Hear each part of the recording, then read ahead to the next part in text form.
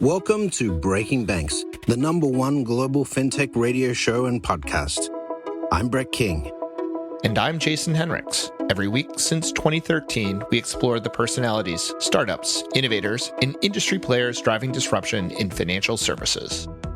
From incumbents to unicorns, and from cutting-edge technology to the people using it to help create a more innovative, inclusive, and healthy financial future. I'm JP Nichols, and this is Breaking Banks. Welcome back to Breaking Banks. I'm your host, Brett King. This week, we returned to the United Arab Emirates, to Dubai, where we hosted the Futurists X Summit on September 22nd and 23rd. We had over 1,000 people in attendance over the 2 days, and for the event, we were able to bring around 35 of the world's top-ranked futurists globally to Dubai to attend this event and participate in discussions around future readiness, government policy setting, how to future-proof your organization, and looking at the future of economics, geopolitics, and of course technologies like artificial intelligence, medical advances in longevity, and so forth. As part of this event, we had the kind support of Mastercard. And this week, we wanted to highlight a couple of those interviews. Welcome to the Futurists X Summit. We're here in Dubai for the world's largest gathering of top-ranked futurists on the planet. And I'm here with JK Khalil from Mastercard. JK. It's exciting to be here. Thank you for having me, Brett. So, look, I have to start by saying that actually the name, the Futurists X Summit, you're actually responsible for that. At least half of it. Yeah, because, okay, I'm the... You came up with the futurist, I wanted the X. You wanted to be the X. And so we came up with the Futurists X Summit. So we hung out together at the Grand Prix last year in Abu Dhabi and got to know each other a bit. Started discussing this because I've been trying to put this together for a couple of years now. We actually had something planned before the pandemic and, had to sort of rethink it. But here we are today. We've had over 800 people registered for the event. We had a full room this morning, some phenomenal speakers, Brian Cox in the morning. What do you think we were trying to achieve with this? And, and has it met the framework of what we talked about? Yeah, so a year ago, or maybe a year and a half ago, I said to the team, look, we just launched this AI Center of Excellence in the UAE in partnership with the Ministry of AI. How can you really bring it to life so people understand that AI is just not a buzzword? It's not a 2-letter buzzword. It's something more. Something is really happening, and we need to take kind of full awareness of it as a community. And we want people to really understand the bigger picture. We at Mastercard are always talking to our customers about the fast and accelerating pace of change, and how it is impacting their lives, livelihoods of their consumers, their technologies, their infrastructure, their legacy, sometimes their vision, like how they're being disrupted, especially like when you talk about banks, right? You talk about bank disruptions, you talk about peak branches. Yeah. And these are great, but I think it's almost, to me, it feels like we're stuck in this. We're on a treadmill and we're like breathing super fast, it's super loud. Okay, things are changing. But nobody's taking a step back and saying, but what is the big picture? Why is this all changing? And so I think that's what we wanted to do, if I remember. And this, because you and I remember we spent the whole evening not talking about the conference at all. We spent the evening talking about possible futures. Yeah, right? Exactly. And what could happen? And what about this? And what if we start as civilization from there? And I remember like going back and forth along the historical timeline with you for like 3 hours. Yeah, exactly. My wife had to come clean us up from the place, right? So I think what you and I realize is that there is not enough talk about the big picture. And I think that's a bit sad because people are just going in every direction. And there's a lot of buzz and people running around sometimes. And we wanted to give that frame, which I think this morning with Brian's, tee off, and the way he just teed us off was amazing because he gave us the biggest possible picture. There's nothing bigger than the cosmos, right? And I was like looking around me, people going like, what? We're talking cosmology right now? Yeah.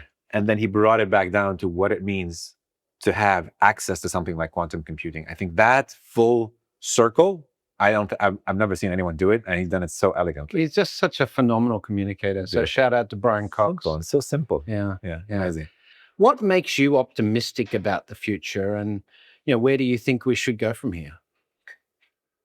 Look, I'm optimistic, but I'm cautiously optimistic. I see things a little bit differently than most people, to be honest. And this is a very personal answer, not a Mastercard answer. And I'll give you both. The reason I see things with a bit more balance is because I look at everything as a bit of yin and yang. I don't see good without bad.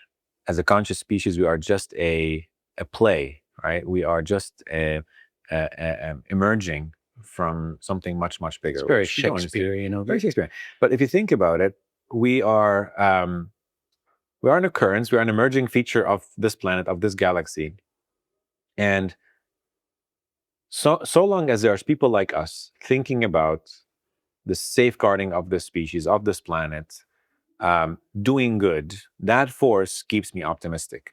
Because I know there's a lot of bad actors out there. I mean, at Mastercard, that's all we worry about. Bad actors, how to protect. I mean, you heard Johan Gerber earlier saying that we've invested close to $11 or $12 billion of that 3 years alone just to protect from bad actors.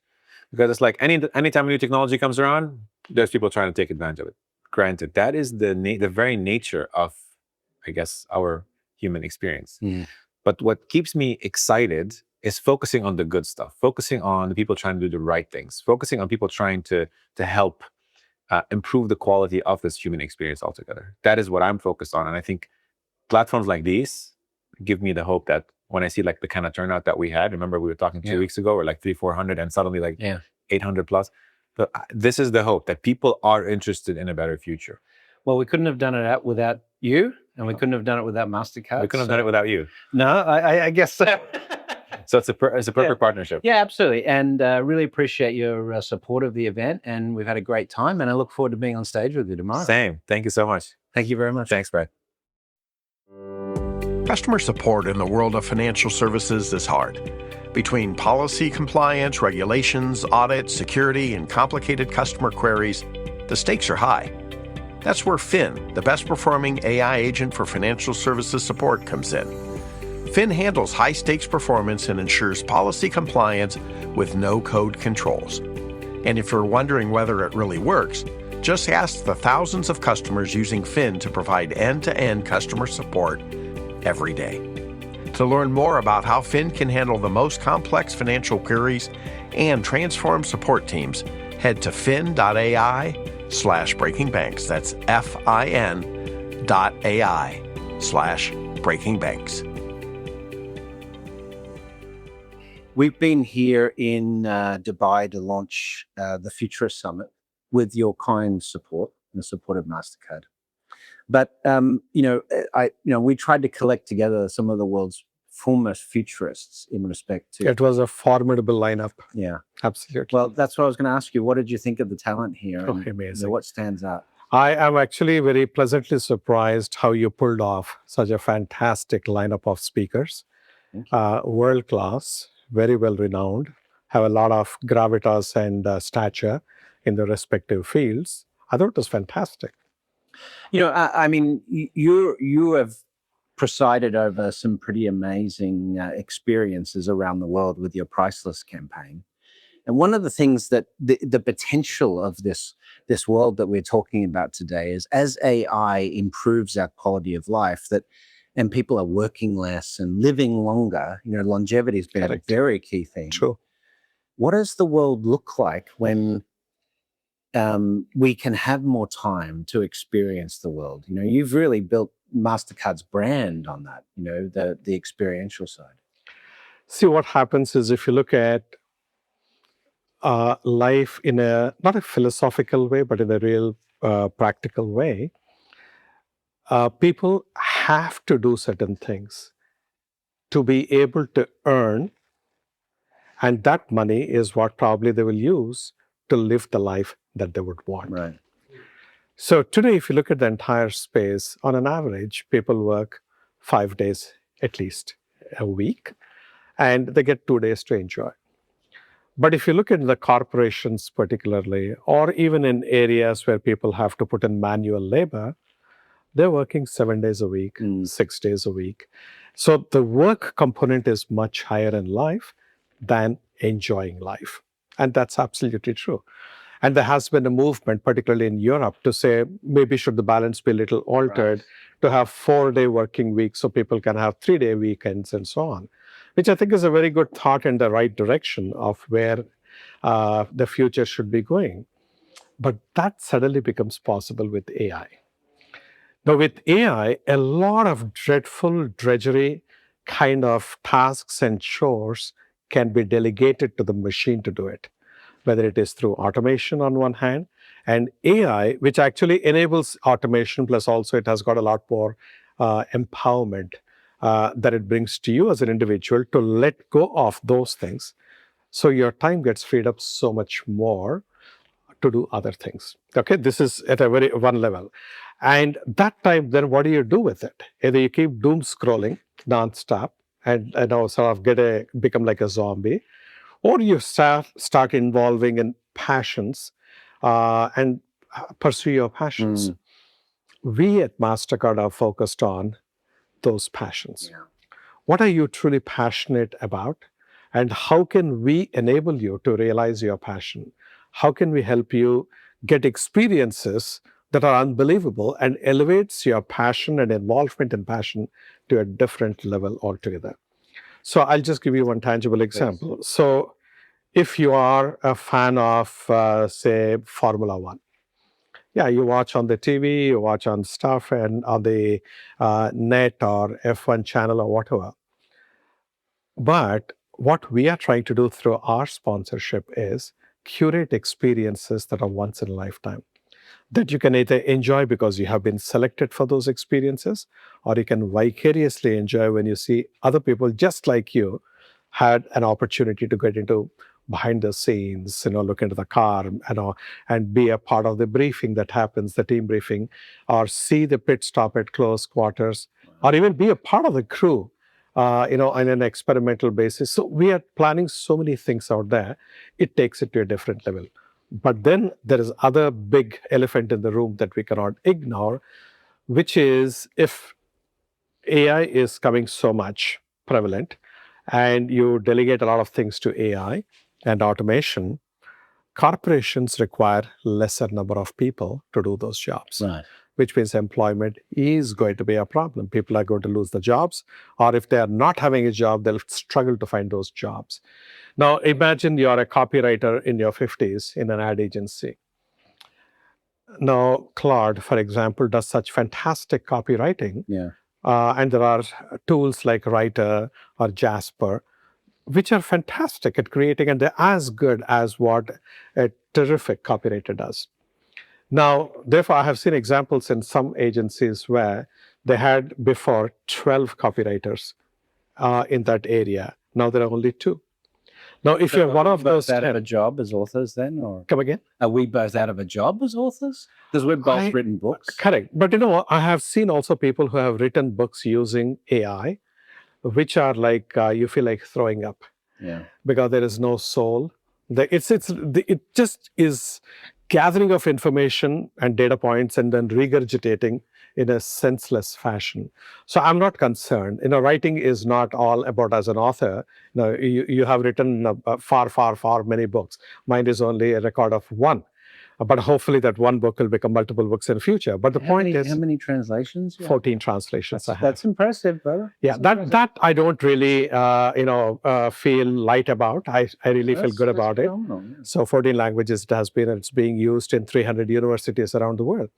Now, will AI come and write a book with as much of substance, as much of examples, as much of thing? I would like to believe no. And I tend to believe right now, no, because I have seen any number of AI-written books. Certainly. Yeah. 5 years down the line, well, maybe I'll pursue a different career at that stage. I stop just writing books. Maybe I'll give speeches or whatever else it is.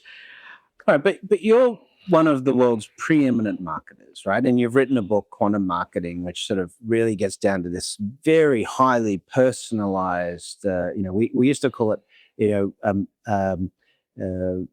world of one, or marketing of one, segment of one. Segment of one, right. Exactly. But, we're now looking at this AI ability to superpower personalization and targeting and so forth.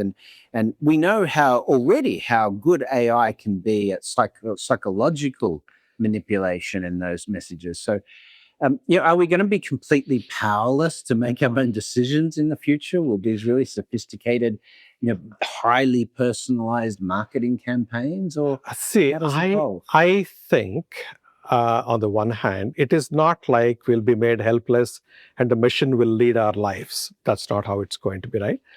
The machines will be subservient to you.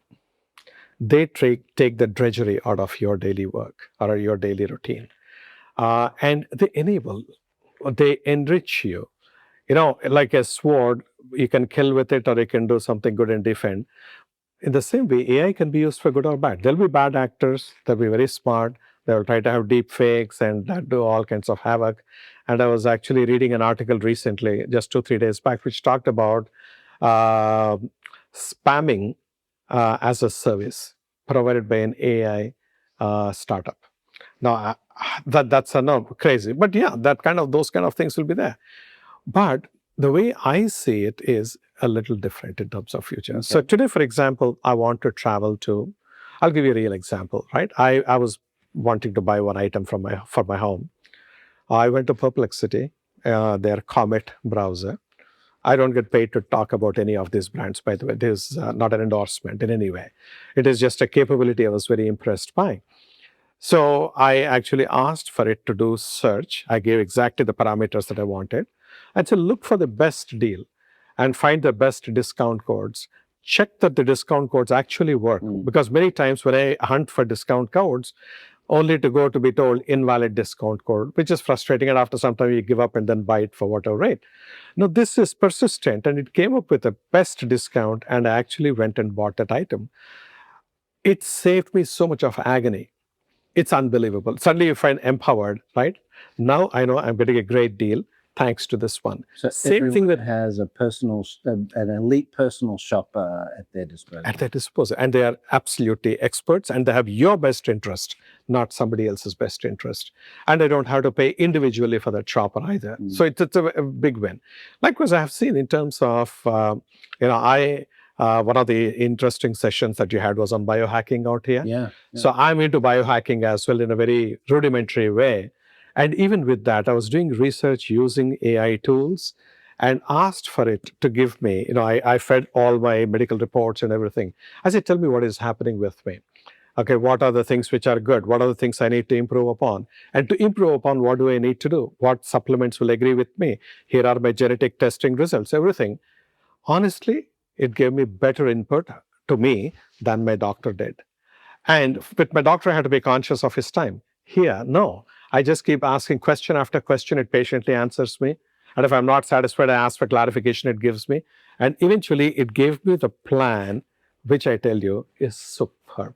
Honestly, if I have a family member in 5 years, go to a doctor, and I find out that doctor didn't have AI, I'll tell them, you need to go to the doctor with AI. Exactly. Because it's going to be that clear, and the same is true of legal advice and so forth.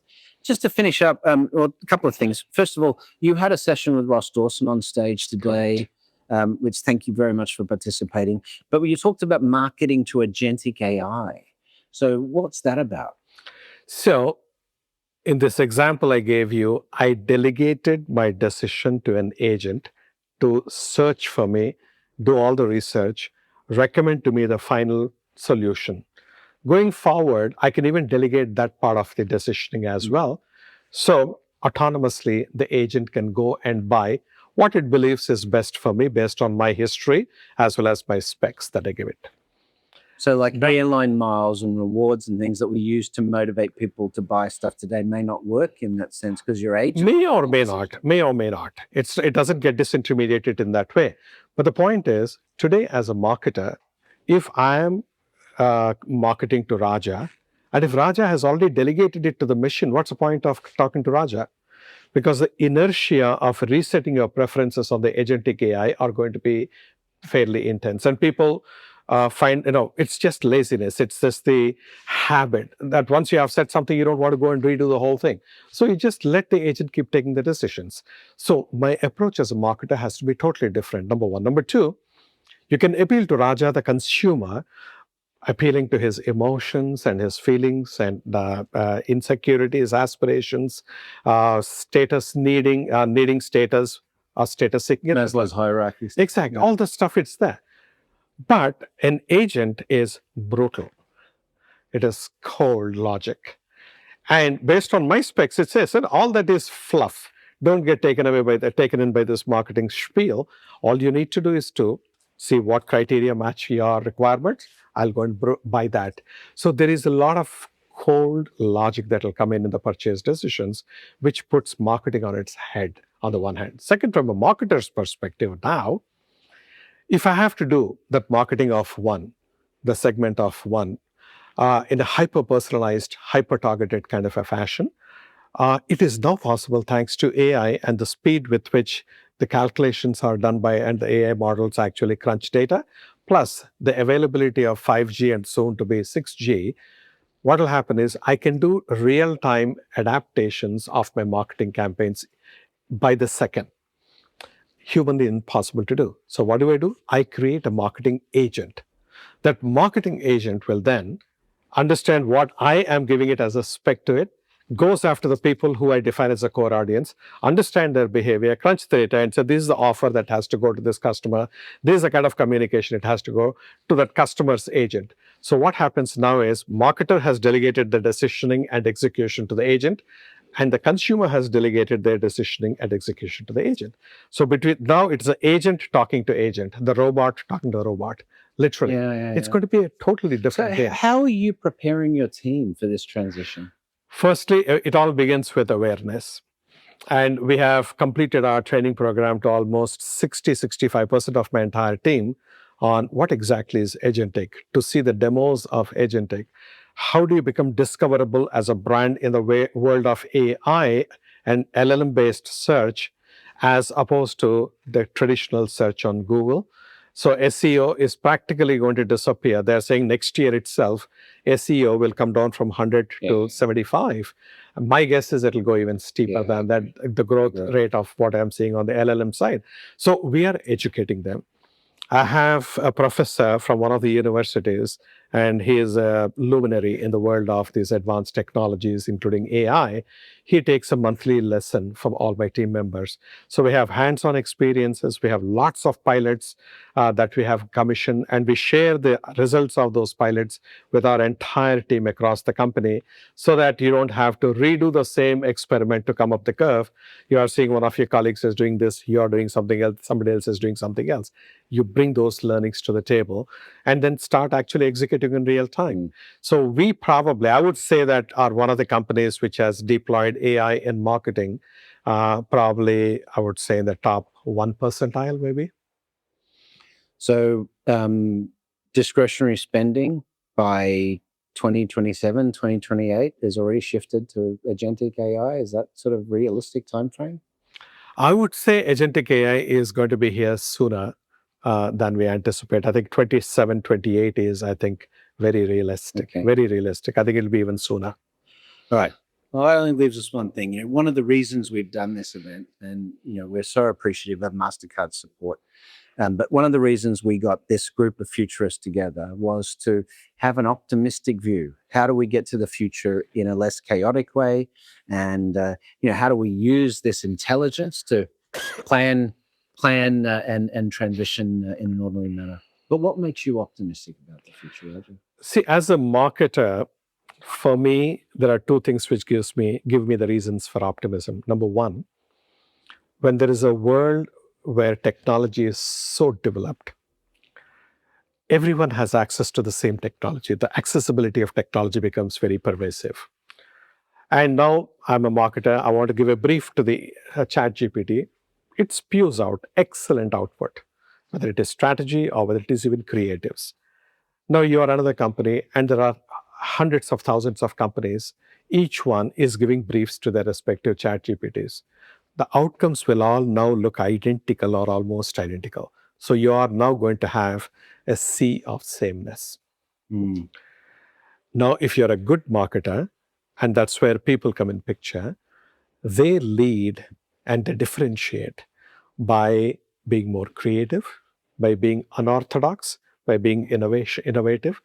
And marketing is the function which delivers exactly these. So this is going to be the golden age for marketing to help companies win the battle in a sea of sameness in the marketplace. So I'm very optimistic about it, number one. Number two, I always used to daydream, saying, oh, wish I could do this, wish I could do that in the world of marketing.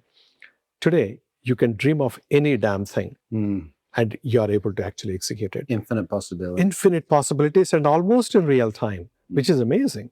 And so it's also not just AI or agentic, or it's a confluence of various technologies coming together.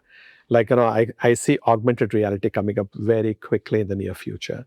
We have got cryptos. After the winter, now cryptos have come back, which has got profound implications for marketing. Blockchains and the provenance, because there are so many knockoffs. Provenance, it's really a phenomenal thing that will happen. Transparency. Exactly. All these things are suddenly sort of materializing. This is something which is going to be so empowering marketers that you can really give the true value, serve the consumers with your heart, and still make lots of money for your company. So I think this is the best combination of everything that there is to be. So I feel terrific about it. Interesting marketing lens on the future. Raja, thank you for attending the Futurists. Thank you very much. Thank you for Mastercard's incredible support. We couldn't have done it without you. And we did bring together, I think, a phenomenal group of people, and it's been a priceless experience. I think that's a beautiful summarization. Having witnessed it firsthand, what you have pulled together, Brett, since I think we spoke about something like this a few months back at one of the conferences, and you have made it a reality now, and I was so super impressed with the quality. So hearty congratulations to you, and thank you for your partnership. Really appreciate it. Thank you.